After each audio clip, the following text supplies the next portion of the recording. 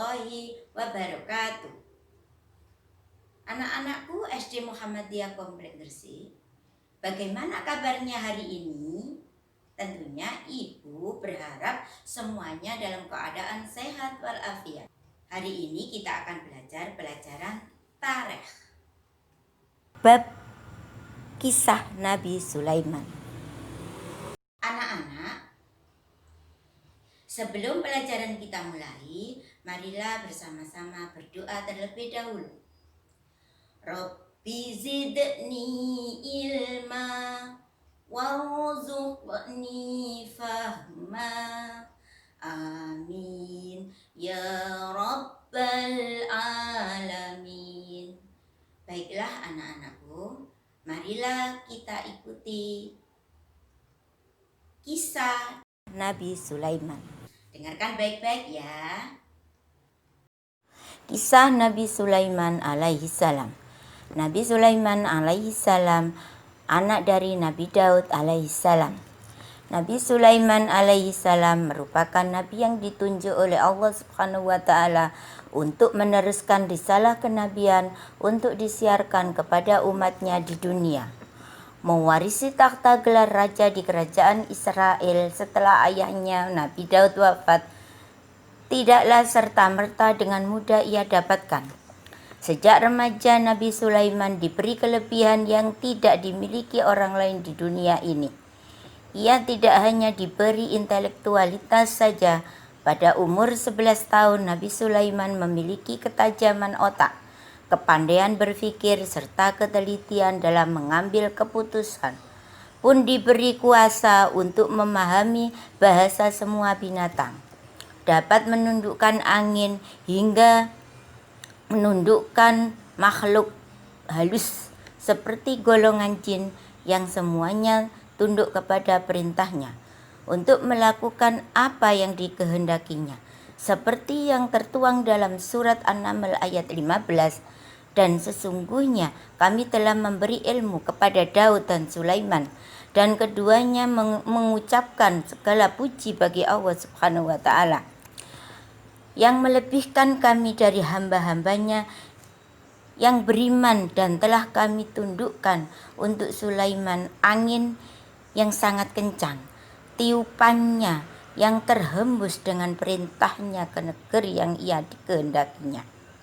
Kemudian dalam surat Al-Anbiya ayat 82 yang berbunyi, dan kami telah tundukkan kepada Nabi Sulaiman segolongan setan-setan yang menyelam ke dalam laut untuknya dan mengerjakan pekerjaan daripada itu, dan adalah kami memeliharanya.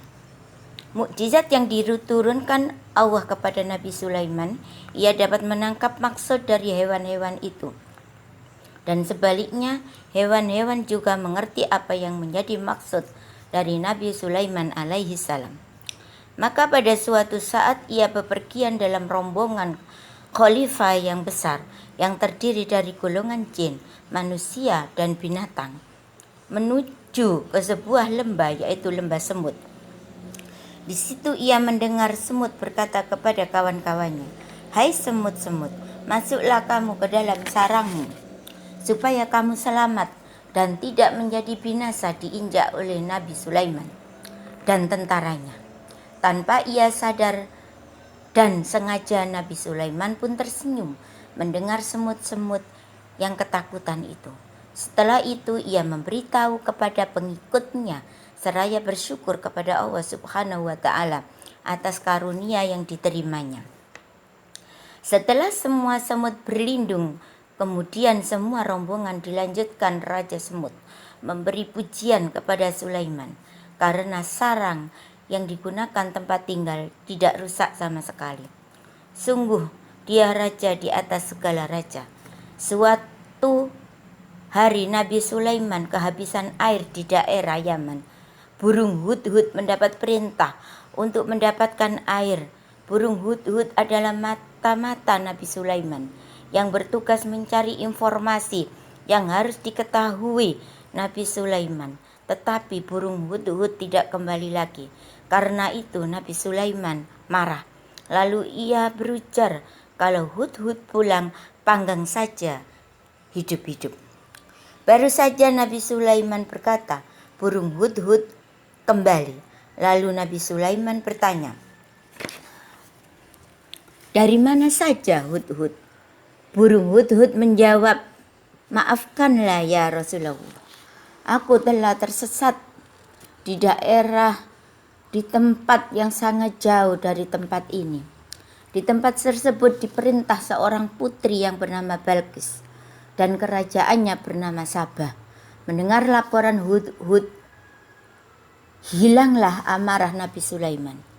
Karena tertarik kisahnya, kemudian ia membuat sepucuk surat yang berisi seruan untuk menyembah kepada Allah Subhanahu wa Ta'ala.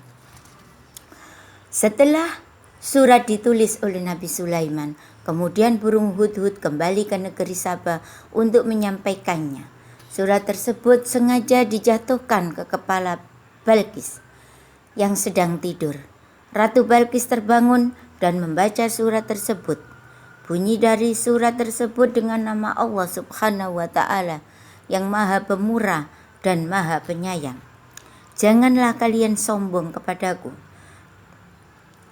dan datanglah kepadaku sebagai orang yang berserah diri. Nabi Sulaiman juga mengajak agar tidak menyembah matahari dan berserah diri kepada Allah Subhanahu wa Ta'ala, bahwa Allah yang telah menganugerahi kerajaan yang besar itu. Karena itu Allah wajib disembah. Setelah membaca surat tersebut, kemudian Ratu Balqis mengadakan perkumpulan dengan para menterinya untuk membahas ungkapan Nabi Sulaiman tersebut. Dari hasil perkumpulan tersebut, Ratu Balqis sepakat menyiapkan panglima pilihan untuk mengawalnya ke kerajaan Nabi Sulaiman.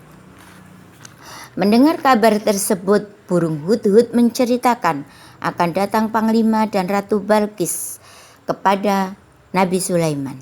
Maka Nabi Sulaiman mengutus kepada para juridnya dari semua golongan, baik dari golongan jin, manusia maupun hewan.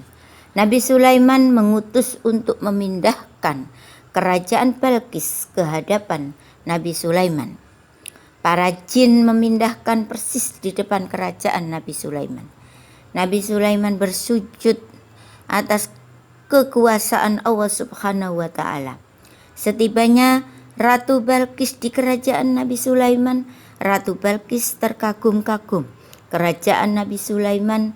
Kemudian Nabi Sulaiman mengajak Ratu Balqis berjalan-jalan. Pada waktu itulah Nabi Sulaiman mengajak Ratu Balqis dan para pengikutnya untuk beriman kepada Allah Subhanahu wa Ta'ala. Ratu Balqis seketika itu terheran-heran, seketika membaca syahadat dan memeluk agama Islam beserta semua pengikutnya. Untuk menyempurnakan keimanan Ratu Balqis, akhirnya dinikahi Nabi Sulaiman dan kerajaannya disatukan antara kerajaan Sabah dan kerajaan Sulaiman. Demikianlah kisah Nabi Sulaiman yang dilimpahkan nikmat yang banyak hingga dipertemukan sama Ratu Balqis.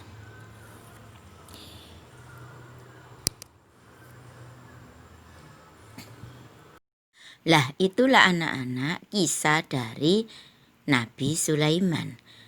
Untuk tugas hari ini, silahkan kalian mengerjakan soal-soal yang sudah Ibu kirimkan. Silahkan mengerjakan.